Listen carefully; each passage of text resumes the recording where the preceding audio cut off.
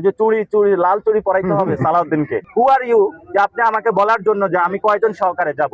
আমরা এসেছি একজন কলেজ ছাত্রকে রাতের বেলা ভারতীয় খুনি বাহিনী ধরে নিয়ে হত্যা করেছে, এবং সেখানে আমরা ঘটনাস্থলে এসে যেটা বর্ণনা পেয়েছি, চোরা কারবারি যারা করে তারা তাদের একটা রুট বন্ধ করে দেওয়া হয়েছিল, তো তারা অন্য রুট চেক করার জন্য তাকে নিয়ে গিয়েছিল, এবং সেখানে হলো এই নিরাপদ লোকটা তাদের কারণে হত্যাকাণ্ডের শিকার হয়েছে।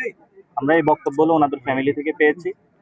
তো যে বিষয়টা হলো, আপনি যদি অপরাধ করে থাকেন তাহলে অপরাধের জন্য হলো দেশের আইন আদালত কানুন রয়েছে, সেটা তো হবে।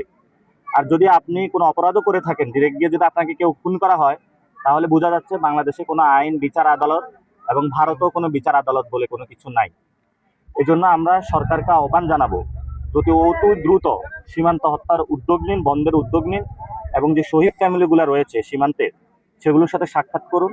এখানে স্কুল কলেজ ইউনিভার্সিটি নির্মাণ করুন, যাতে মানুষের জীবন জীবিকা নিশ্চিত হতে পারে, এবং সাথে সাথে সীমান্তে যে হত্যাগুলো হয়েছে এখানে যারা বিভিন্ন ব্যবসার সাথে জড়িত আছে, চোরা কারবারি মাদকের সাথে, তাদেরকে আইনের আওতায় নিয়ে আসার জন্য। এবং বর্তমান পরিস্থিতিতে আমরা যেটা দেখছি, স্বরাষ্ট্রমন্ত্রী এবং পররাষ্ট্রমন্ত্রী ওই দুজনে হলো ওনাদেরকে চুরি পরিয়ে রাখা দরকার। ওনারা কোনো স্টেটমেন্ট নাই, কোনো বক্তব্য নাই, ওনাদের কোনো উদ্যোগ নেই। এই জন্য সরকার নাগরিকদের নিরাপত্তা দিতে পুরোপুরি ব্যর্থ হচ্ছে। সরকার যেমন ঢাকাতে ব্যর্থ হচ্ছে, সকল বিভাগে সীমান্ত নাগরিকদের নিরাপত্তা দিতে ব্যর্থ হচ্ছে। এই জন্য সরকারকে আমরা বলবো, আপনি যদি সত্যিকারের জাতীয়তাবাদী হয়ে থাকেন তাহলে আপনি সীমান্ত রক্ষা আপনার প্রধান কর্তব্য। আর যদি আপনি সীমান্ত রক্ষা করতে না পারেন তাহলে আপনি একটা ভুয়া জাতীয়তাবাদী। এই জন্য যারা ভুয়া জাতীয়তাবাদী আছে তাদের হাতে দেশ নিরাপদ নয়। আমাদের যারা সন্তান রয়েছে তাদেরকে আজকে খুন করা হয়েছে, ওনার বাবা রয়েছে, এবং ওনার বাবার থেকে আপনারা বক্তব্য শুনবেন, যে উনি বলবেন যে ওনার সন্তানকে কিভাবে। আপনার সন্তান কি কোনো মাদক টাদকের সাথে জড়িত ছিল? না, আমার যে উনি বলছে ওনার সন্তান কোনো মাদকের সাথে জড়িত ছিল না। স্কুল স্টুডেন্ট সবাই জিজ্ঞাসা করেন আমার সাথে। এবং বিজেপি থেকে যে প্রেস রিলিজ দিয়েছে সেখানেও বাংলাদেশের মানুষকে মাদক কারবারে চোরাচালানি তারা হলো সেগুলো আখ্যায়িত করেছে, এটা ভারতীয় বয়ান। আমরা বলবো বিজেপিকে ভারতীয় বয়ান থেকে সরে আসার জন্য। আগে যখন ছিল পিলখানা হত্যাকাণ্ডের আগে, তখন হলো বিএসএফ মারা যাইতো, সে বড়াইবাড়ির যে যুদ্ধ হয়েছিল সেটা আমরা জানি।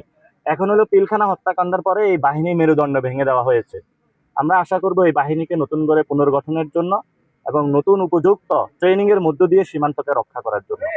আমরা বলেছি যে হলো যদি আমরা সরকার গঠন করি, ইনশাল্লাহ আমরা সীমান্তবর্তী পুরো এলাকা জুড়ে অনেকে রোড বানায়, আমরা হলো এখানে খাল খনন করব, যাতে ওই পার থেকে খন্দকের যুদ্ধের মতন যাতে কেউ ওই পার থেকে এপারে কোনো মাদক বাংলাদেশে আর না পাঠাতে পারে, কারণ যুব সমাজকে নষ্ট না করতে পারে। এবং সরকারকে বলবো যে আপনি এখানে আইসা মাদক ধ্বংস করুন। ভারতের যে ফ্যাক্টরিগুলো রয়েছে সীমান্তে, তারা প্রচুর মাদকের ফ্যাক্টরি স্থাপন করেছে, এবং এগুলো তো অনেক পার্লামেন্টারিয়ান মেম্বারও এই ব্যবসার সাথে জড়িত। সরকার পার্লামেন্টে ঢুকার আগে এগুলার হলো মাদক খেয়ে আসছে না কিনা সেগুলো হলো চেক করানো আগে দরকার, তাহলে এটা হবে। সরকারের যারা অনেক এমপি আছে তারা মাদক ব্যবসার সাথে জড়িত, তারা ইয়াবা ব্যবসার সাথে জড়িত।